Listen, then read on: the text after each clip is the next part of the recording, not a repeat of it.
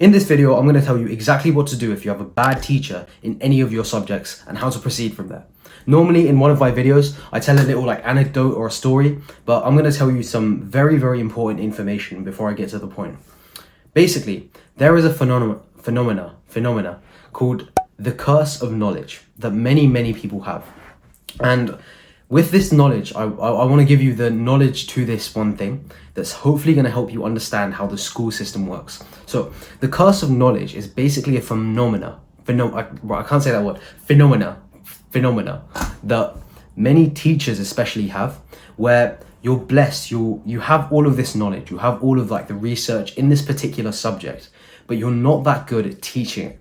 You've probably seen this before with, I don't know, extremely talented students. If you've ever looked at a very smart student, or if you have someone in your school or something and you go ask for them for help, they're not that good at explaining the information that they have to you. This explicitly is the curse for knowledge. This is the curse of knowledge, where someone is blessed with too much information or has grinded and has too much information, but the skill of teaching other people isn't really there. Now, the reason this is bad is because many teachers actually have this. When you're applying to become a teacher, it's based on the qualification you have rather than the actual skill of teaching you can give to students. Now, this is not the only way a teacher can be bad. This is a very big struggle that a lot of students have. They have a teacher in class that has too much knowledge, is really smart, hopefully is really smart in that particular subject, but isn't that good at teaching them that subject. And this is outdated. In the world of the internet, we have so much information at our hands that it's actually kind of useless to know that much and not know how to apply it. So yeah, this is a bit of a side tangent, but yeah, the school system is kind of outdated on how you have one teacher teaching a classroom full of 30 kids, whereas you should have a more applied sort of standard to the education system. But that's my own criticism of how the education system's doing it. But what do you do if you have a bad teacher? There's mainly three things that can happen if you have a bad teacher. Before I address this, I want to tell you that I am totally on your side. This entire video, I am on your side. I know that if you tell people around you that, I have struggles with this one teacher, I don't really relate to this one teacher, or it could be as extreme as I don't think this one teacher actually likes me. I have had instances in the past that I'm not going to reveal to YouTube, of course, but wherein I've had experiences where the way the teacher just responds to me is just rude. I'm asking this question, and the response they give is just weirdly, just unnecessarily rude. They're just they have this weird expression on their face. They don't really like me. And whenever I've brought this up to my peers around me, or I've brought this up, especially for parents, if you have immigrant parents, this always happens, or at least in my case, where they're oh no, they take the side of the teacher instead of your side. And I know how that feels, basically. I'm not here to doubt your own experience, because if you go on Reddit and then post, oh yeah, the teacher did this to me, a lot of people, I don't know why they do it, but they take the side of the teacher, they take the side of the education system. It's always your fault if you have a bad teacher, and I'm here to break that. I'm pretty much the only person on YouTube who has made a video like this addressing this one problem of bad teachers and how you proceed from this. So this entire video, I believe you. I'm not trying to criticize you in any way. I completely trust that any bad experiences with a teacher you have is not your fault, and I'm here to help you.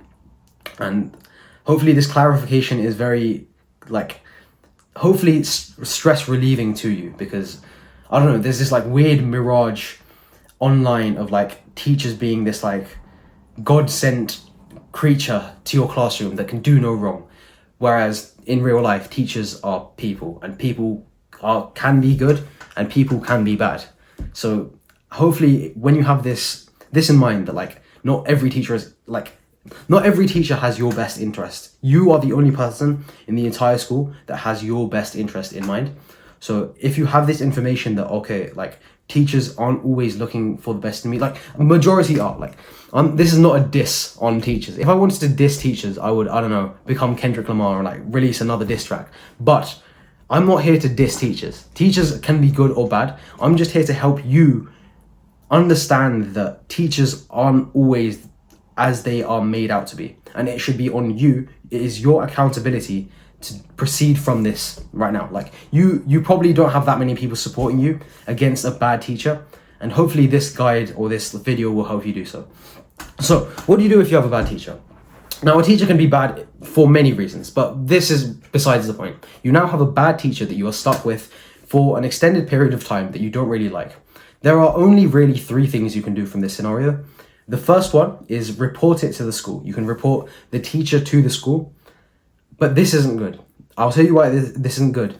The reason it's not good is because you are putting unnecessary stress on yourself, which is going to hinder your own academic performance. So imagine I have like a bad teacher, right? I don't know, they're like being rude to me, or they're unfair to me in any way, in like some way, I don't know why. Or like I believe that they're not good enough to teach me, or they're not qualified enough, right? I can go to the school, I can go to my head teacher, I can file something to them, and then I can tell my parents, this will take another 3 months, my teacher doesn't like me now, they're less lenient. If I have any like, if I want any help on my particular subject, I'm not really going to approach them, because I've just, I don't know, filed a report on them. Not a report on them, but like, you get what I mean. I've like raised concerns on that one teacher, and it's just made my life worse. It's helping people, like helping the future generations, but it's not actually helping you. It's actually putting you at a detriment. You are not going to be better, academically at least, if you report this teacher to the school. Now the school will make you feel like, oh yeah, if anything's happened, go report the teacher, go tell this, tell this. But like, in reality, you're only hindering your own academic development. So the first one is out. Like you can't do it. Like you can't tell the school, man. It's just gonna take too long, and it's gonna put your own academic performance at risk. The second thing you can do is you can go and tell the teacher and make this a big thing. Go on Reddit, cry about it on Reddit. You can go tell your friends about this big teacher. And this doesn't work for the same reason as why the first step doesn't work. You're just going to make unnecessary stress for yourself, which is going to hinder your own academic performance.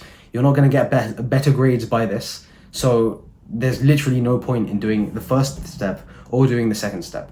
The only real thing you can do in response to a bad teacher is just succeed academically. I know this sounds so straightforward, but the best way you can combat a bad teacher is just get good grades and then proceed from there, and then do the things you want. Because if you have the grade, if you know that you're going to get the best grade, or like you're skilled enough, or you have the knowledge, or you have the skills to get the best grade, then you can proceed with the teacher thing. You can go and cry on Reddit and cry on the student room about how you have a bad teacher and stuff, because now you're at like an academic excellence yourself, and you don't really have to worry about your own grades.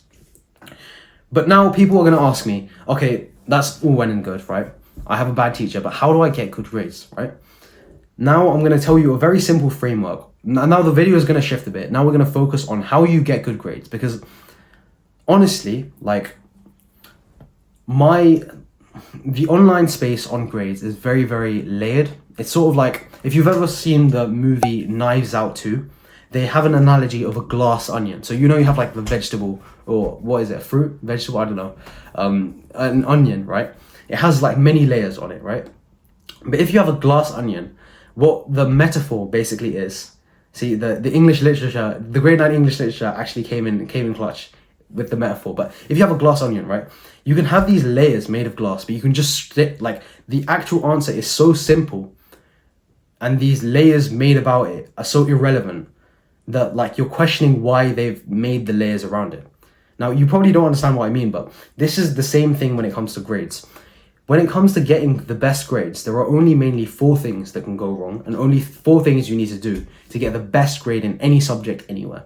So if you don't know who I am, I'm A-level year 12 going on to year 13 student who's taking A-level physics, maths, further maths, and computer science. If you're taking more than me, then fair enough, you don't really need to listen to my advice, but chances are you're taking either similar like subjects to me, or you're like striving to be more academic, right?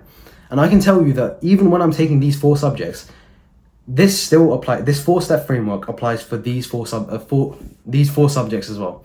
If I was given English literature A level, even though I'm not that genetically gifted or whatever at English literature, I know that I can get the highest grade if I just implement these 4 things. These, like, literally just 4 things you need to implement to get the best grade in any subject. People online will try to convince you that no, you need hundreds of dollars for like another subscription, you need a specific like teacher to teach you, but no, that's all BS. If you just follow these 4 things, you will get the best grade possible. In A level, you get the A star in the A level. If you're doing GCSEs, you'll get the grade 9 in the subject.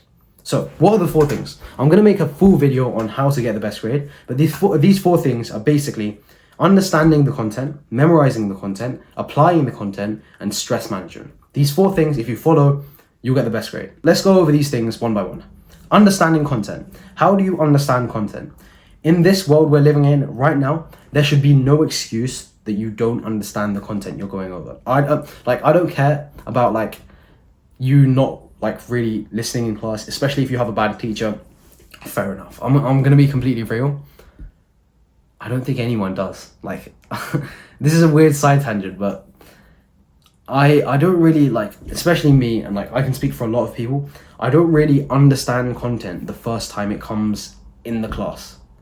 Now, I know a lot of people are freaking out, but you go to the best school in the UK, but you go to grammar school, but the thing is, right, when your teacher brings up like a new piece of information, not everyone is going to listen to that, and not everyone's going to understand that. So it's on you for you to go away after this lesson and understand how this works. So how do you understand this, right? Now, a lot of people get like understanding wrong. So if I was to go to my immigrant Indian parents and ask them, okay, what do I need to do to understand this piece of content? They're going to tell me that you have to go fully in depth, understand the context of everything, like how everything works. You need to be able to explain it to this person. You need to know like the root of this. But that is, in a weird way, that's going to make you, in a weird way, you're not really going to understand this, but in a weird way, that's going to make you get a lower grade, and that's going to make you a better, like that subject, like that's if for example physics, right? If I'm studying electricity and I'm studying like a cell, if I want to understand how the cell works, if I don't know, like study like books on physics, like I don't know the physics books about like cells, but like if I study like the very like details about the cell and how it works and like the chemicals in it, that's going to make you a better physicist, but it won't make you a better student when it comes to taking and getting better grades. The understanding you need to do when it comes to getting better grades is you have to understand it in the context of the specification. So let me get into this, right? If you have the specification, so specification is basically a document on everything you need to learn for that particular A level or like any other subject. I'm sure if you're doing any other subject, even if you're not in the UK, you have some kind of guidance on what you need to know. So if you go on the lesson slides or the specification, all you need to do is understand how it links to the topic. So for example, if I come back to my cell, all I need to do is how this sort of works and how this ties into the larger topic. So I need to know that like the negative side has the more amount of charge carriers or the electrons that helps fuel the circuit. That's all I need to know. I don't need to go into like this weird like detail on how it works. I just need to know it in the context. This shouldn't really be taking like a lot of your time. If I'm going to give it like a percentage, understanding content should only take about 10% of your time revising. And also when it comes to ChatGPT, any content should be able, like you should be able to understand any content. When it comes to A level as well, I'm doing A level physics and I go to ChatGPT quite a lot. So like if I have like I don't know, we're studying something called circular motion in physics, and I'm not that academically gifted, so I would go to ChatGPT and ask it to explain circular motion to me like I was 12 years old. You can make fun of me, but this really does work. It does simplify the topic into almost like childlike subject terminology, so it will like break apart exactly how this topic works, giving it like very, very good analogies. So in the world of ChatGPT, there should be no excuse that you don't understand the particular topic. You can ask ChatGPT to explain any topic and it will do it perfectly. Now we go on to the next section, which is memorization. Memorization is the easiest part of any subject when it comes to like getting good in the subject. Why? Because of this application called Anki. Anki, if you just understand how to use Anki, you will genuinely be ahead of most people in your class who are not using Anki. Now, a lot of people, especially like in my school, so I go to a grammar school, I don't really like to boast, but like this is one of the better schools in the UK. And here, like everyone's using Anki. So it's like people who aren't using Anki are at a disadvantage. But when you use Anki, right, it's like a flashcard application. When you put in information into the flashcards and then do it like a couple of times, you just make a habit of doing it. It just gets uploaded to your brain. So now in the world of Anki, there should be no excuse that you don't know how to memorize a certain piece of information. Also, if you don't know how to use Anki, I have videos linked in my channel. I'll link it like in the description or like somewhere here, or you can just go find it. It's like a 2-part video series on how to make the perfect flashcard for Anki and how to use Anki itself. Memorization, you should have no problems memorizing anything in any subject. Now we go on to application of the subject. This is also simple to say, but it's hard to do. This should take about 80% of your, like 70% of your revision time. When you apply like a subject, for example, physics, all you need to do is go and do as many practice questions for that style of exam board or the A-level or GCSE you're doing. So I would go to online and do as many AQA physics A-level questions as possible, and not just do the questions, but also understand why I got something wrong. So I do something that a lot of people don't do, which is having a mistakes document. So whenever I go over like a past paper or whenever I go over like a topic test, I have a document wherein whenever I make a mistake, I outline the mistake in the document, and then I say why I got it wrong and how I can improve on it like better next time. So I think I've mentioned this in a different video, but yeah, having this sort of like framework of a sheet that you can just look over all of the mistakes that you've typically sort of like do, and then you can go over that and then like look for that in the exam and then improve on that really helps. So do as many practice questions as possible and then have a mistakes document on how to improve on that. And the fourth thing is managing stress when it comes to in the exam. So most people, like if they do these 3 things, they should have the A star or the 9 or like whatever the highest grade is in any test, even university, right? You should have the first class degree. But what people struggle with, what a lot of people now I'm seeing that really struggle with this, is managing stress when it comes to exams. Now, I had this exact same feeling. I haven't really like talked about this on YouTube, but I used to have very severe like panic attacks when it came to exams. I used to just sit there like struggling to breathe, like honestly shivering when it came to exams. And I'm pleased to say that I've made significant progress on this. And now I literally have no stress. Like I have no stress when it comes to exams. Every single exam I did for like my end of years, in a weird way, it kind of felt fun. Like I sound like such a neek when I say that, but it honestly felt like kind of fun, like looking at everyone else like stressing and you're the only guy there just like having fun on the ride. And the way you improve on this, I'm not a medical professional, of course, I'm just some like dumb 17-year-old, but the way I improve on this is by journaling about your feelings, meditating, and watching sport. And I'll explain this in detail, but I have a video on these 2, meditating and journaling, in my videos. So if you go back, I think the video is called "If You're Stressed for Exam Results." Watch that video, and it will tell you about like the physical things I did to improve my stress of like approaching 4 exams or like actually doing the exams. But the third thing I've noticed, or like the third thing I've started doing, is looking at sports, like elite level sportsmanship and how they react to stress. So picture this, right? Imagine you're a UFC fighter, or you're like England, right? Right now, I think England's just beat Netherlands 2-1, I think yesterday. So we're into the final. Hopefully it's coming home. But how do these football players react when they're under stress?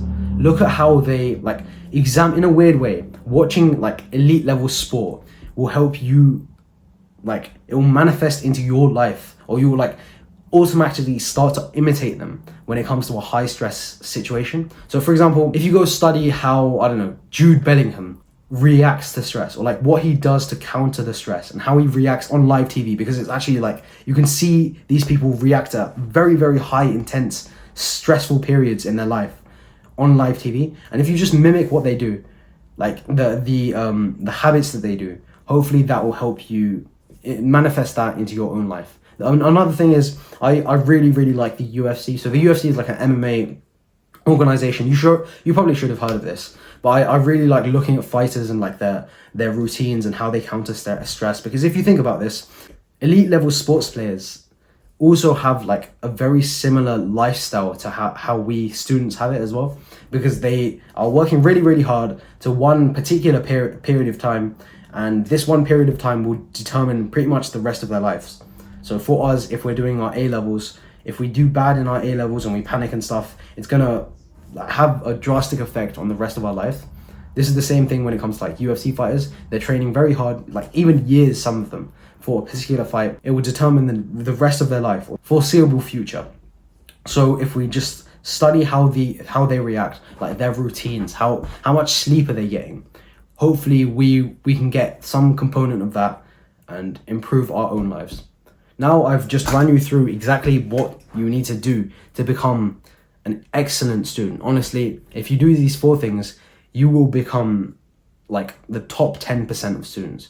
There aren't many people our age that are doing these things, and if you're watching a video like this, you aren't like a normal student. So you're probably watching this video, especially this far into the video, is a great step forward. So now you have the grade, now if you just follow these steps, just implement these steps, you will get the best grade in the subject. Like you will, it's pretty much 100% that you will get the best grade if you just follow these 4 steps. If you haven't got the grade you want, it's probably because you've missed out one of these 4 steps. Now it comes to like how many hours do you need to work for this? I would say about 2 hours a day. 1 to 2 hours a day. A lot of people hype up how much hours a day they do.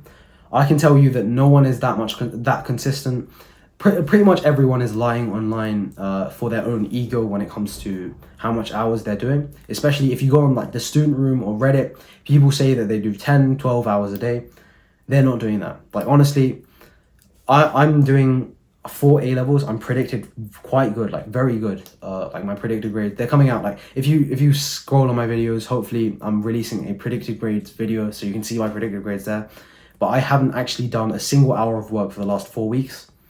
And that is a realistic routine. I was revising more so when it came to exams, and I haven't done any work for the last 4 weeks. I need to now like work over the summer because I have admissions tests. I have to revise for this and that test. I have my NEA for computer science. But yeah, a lot of people are lying when it comes to the hours they do. If you do 1 to 2 hours of good deep work every single day, and like take, I don't know, like the weekends off or like a Sunday off, if you're doing 4 subjects, if you're doing like 6 subjects, then I can't really help you. But if you're doing 4 A-levels or like 10, 12 GCSEs, do 1 to 2 hours of work a day and you should be better than pretty much everyone. Now you have the grade that you want. Now you can proceed to, I don't know, report your teacher, or now you can go to your teacher and tell them that you have enough of their lessons, because now you have the grade. Now it's not negatively impacting you.